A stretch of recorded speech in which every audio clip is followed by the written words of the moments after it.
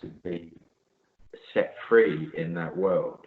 But I do remember the point when I got asked to do it, felt sort of profound in a small way, because, you know, when you're a composer, you know, sort of big things generally don't happen. You know, you don't get gold-plated Rolls Royces sent to pick you up to take you places. You know, you get asked to do something, and when you've done it, they usually say thanks very much, and that's the end of it. You know, what happens to the film afterwards, I've got nothing to do with that. So you don't participate in the same way that, you know, you don't do the publicity tours. You know, you generally don't get asked about it when they talk about the film, and which is fine. If I wanted to do that, I'd be doing a different job. But I'm trying to remember why I started saying all that. Well, I'll tell you, the one thing that stands out to me in that is, and I'm sure you know this, so you know, it's going to set up probably a humble moment, but one of the reasons why you're currently, you know, absolutely one of the fan favorites as far as composer is you do a wonderful job with homages, you know, to, for example, like John Barry. I do have a question from a gentleman named Warren Ringham, who actually has a James Bond tribute band. He does indeed. Yeah, Cue the Music Show. You know that? I have, yeah. I've met Warren. I sat next to him.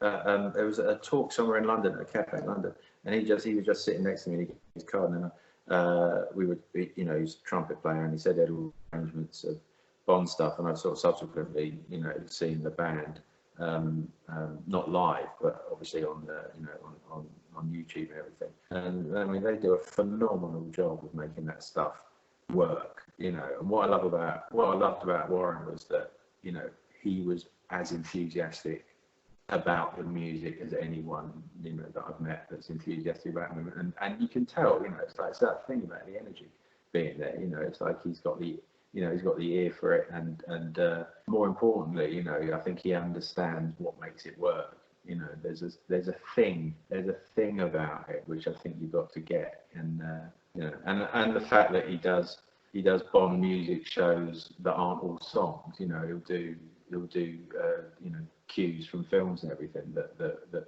obviously that's quite a niche appeal. I mean, it's quite a big niche with Bond, but you know, when people go to those shows, you know, they don't expect to hear Backseat Driver or, you know, some of the cues from One of Majesty's. You know, so it's brilliant to see that happening. That's great that you know that. The enduring appeal of the music. You know, I mean, the brilliance of John, principally, I think, John Barry. Obviously, there's lots of other great work that every other composer has done. But you know, I always go back to, you know, my anchor in all this is John's music. So he had a question of that very thing. So this is perfect send up.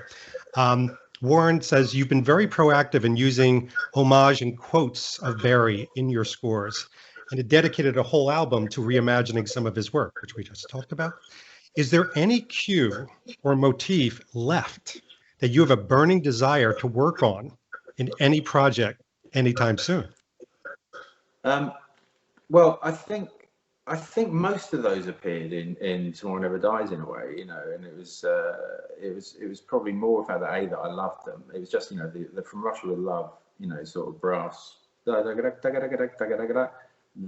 and a couple of little ideas, you know, little instrumentation ideas.